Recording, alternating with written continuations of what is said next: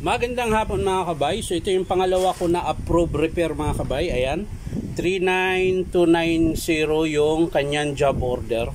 So ang model nito mga kabay, dito 5032 pa rin mga kabay. 2 mode pa rin ito mga kabay. So ayan, hammer, drill tsaka hammer lang po yan. Tapos ang papalitan niya mga kabay, ito lang po, armature. Ayan. Yan po yung armature ng dito 5032 na rotary hammer na DeWalt. So tara mga kabay, samahan nyo po ako, ikakabit natin. So ayan mga kabay, nakalas ko na po yung screw. Ayan. So tatanggalin na po natin yung kanyang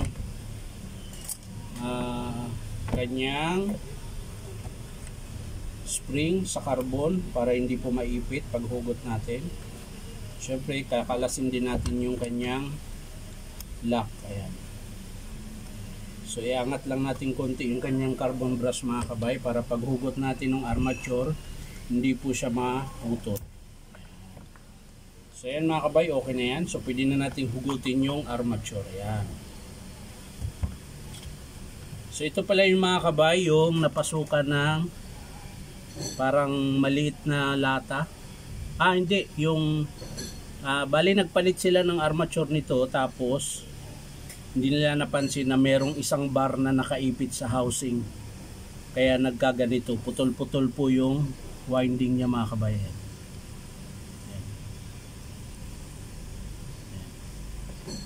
So ito yung papalitan na natin mga kabay.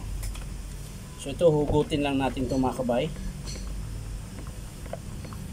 Yan, medyo matigas lang ito. Pero tiyagaan lang yan mga kabay, mahuhugotin natin yan. Ayan, di ba? So sa pagbabalik mga kabay, ganun din po gagawin nyo.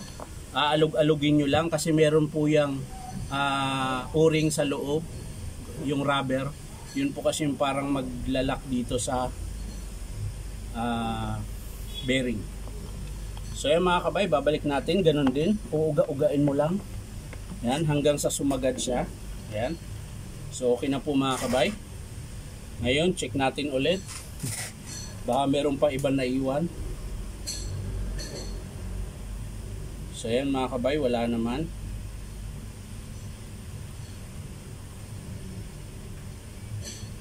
Okay. So balik natin mga kabay. Ayan. Babalik natin yung baffle niya. Ayan. Tapos sa pagkabit, ganun din po. Ayan.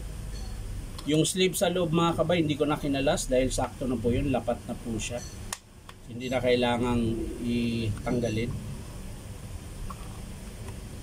So yan mga kabay, okay na.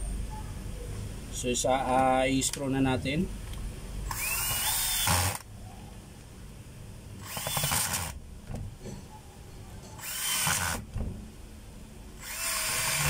Yun.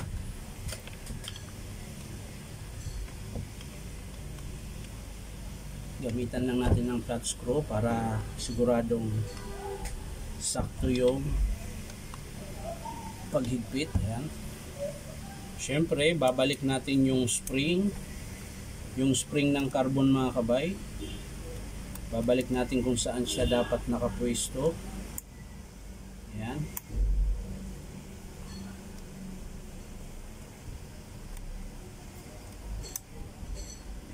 Tapos syempre yung kanyang pin. Ayan. Yung pin ng armature mga kabay. Ayan, tutulak mo lang yan. Tsaka yung rubber. Tapos syempre, kakabit natin dito yung terminal. Ayan po. Yan po yung sa ilalim, yung kulay pula. Pero pwede rin naman magkabaliktad, okay lang. Tapos yung blue sa taas.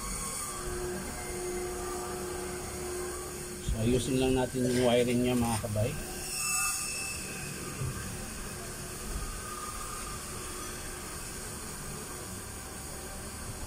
So yan mga kabay, ayos na.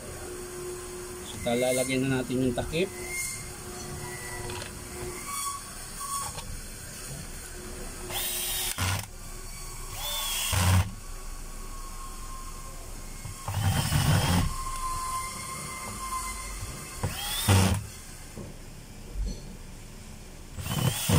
Yun. So titesting na natin mga kabay. So yan mga kabay, titesting na po natin.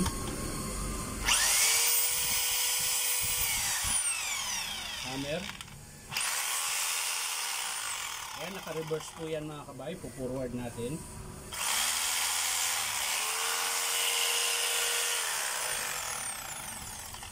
So pag nagsilik kayo ng reverse forward, laging dalawang hinlalaki tsaka daliri ang gagamitin mga kabay. Yan, tulad yan. Pag nagsilik kayo ng reverse, ito laging dalawa. Pag forward, ganun din po. Hindi pwede yung isa lang na ganunin mga kabay ha. Kasi doon po yun nababali yung brush holder. So yan lang mga kabay.